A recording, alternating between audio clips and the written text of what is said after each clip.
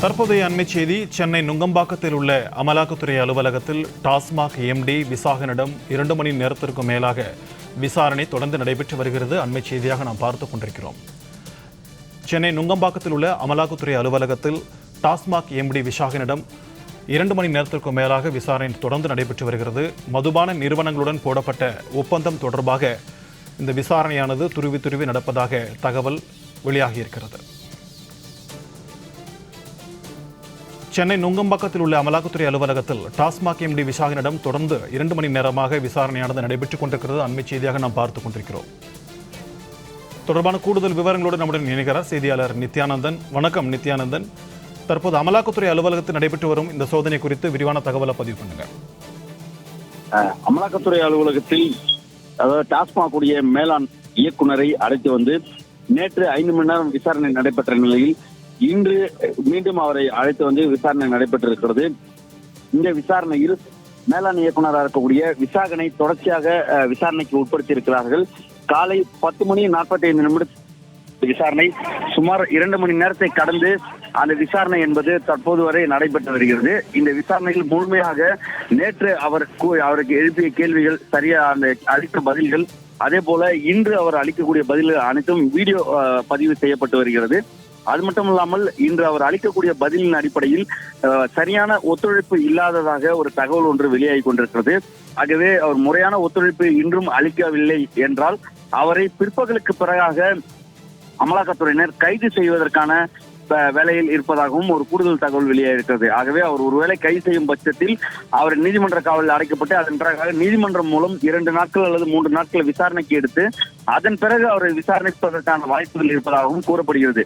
ஆகவே இதில் எது வேணாலும் நடைபெறலாம் என்ற ஒரு நிலையில் கிட்டத்தட்ட இதற்கு முன்னதாக ஏன் கைது நடவடிக்கை என்று வரை இதற்கான தகவல் வெளியாகிறது என்றால் 1000 கோடி ரூபாய் இதில் முறைகேடு நடைபெற்றிருக்கிறது, டாஸ்மாகில் ஊழல் நடைபெற்றிருக்கிறது என்று அமலாக்கத்துறையே கடந்த மார்ச் மாதமே கூறியிருக்கிறார்கள்.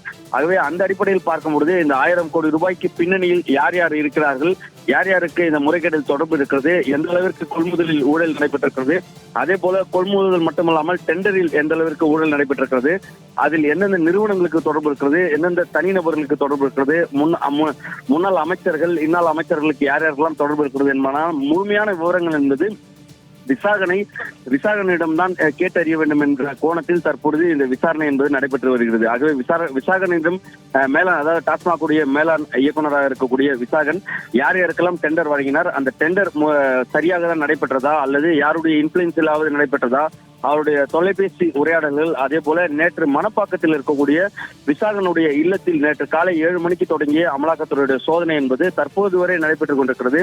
அங்கு அவருடைய வீட்டிலிருந்து லேப்டாப்புகள், அதே போல ஹார்ட் டிஸ்குகள், சில டைரிகள் கைப்பற்றப்பட்டதாக கூறப்படுகிறது. ஆனால் அதிகாரப்பூர்வமான அந்த தகவல் வெளியாகவில்லை. ஆகவே அதில் இருக்கக்கூடிய ஆவணங்களின் அடிப்படையிலும் இந்த கேள்விகள் என்பது எழுப்பப்பட்டு வருவதாக கூறப்படுகிறது. என்றால் நேற்று கைப்பற்றப்பட்டதை நேற்று இரவு அமலாக்கத்துறையுடைய ஒரு குழுவினர் அதை ஆய்வு செய்திருக்கிறார்கள். அதில் இருக்கக்கூடிய ஆவணங்களை வைத்து தற்போது இன்றைய தினத்தில் அதற்கான கேள்விகளை கேட்டு வருகிறார்கள். ஆகவே கேட்கக்கூடிய கேள்விகளுக்கு முழுமையான ஒத்துழைப்பு அளிக்கும் பட்சத்தில் அதற்கான ஆவணங்களை பெற்றுக்கொண்டு அவரை வெளியே விடுவதற்கான வாய்ப்பு இருக்கிறது. இல்லையெனில் அவரை கைது செய்து நீதிமன்ற காவலில் வைத்து அதன் பிறகாக 2 நாட்கள் அல்லது 3 நாட்களுக்கு விசாரணைக்கு எடுத்து மீண்டும் அமலாக்கத்துறை விசாரணை நடத்துவதற்கான வாய்ப்பு இருக்கிறது. என்றால் கைது செய்வதற்கு முன்னதாக விசாரிக்கக்கூடிய விசாரணை என்பது அதாவது கைது செய்யப்படவில்லை என்ற கோணத்தில் அவர்கள் பதிலளிக்கக்கூடிய வாய்ப்புகள் இருக்கிறது. ஆனால் கைது செய்ததற்கு பிறகாக 2 நாட்கள் 3 நாட்கள் அமலாக்கத்துறையுடைய கட்டுப்பாட்டிற்குள் வந்து விடுவார்.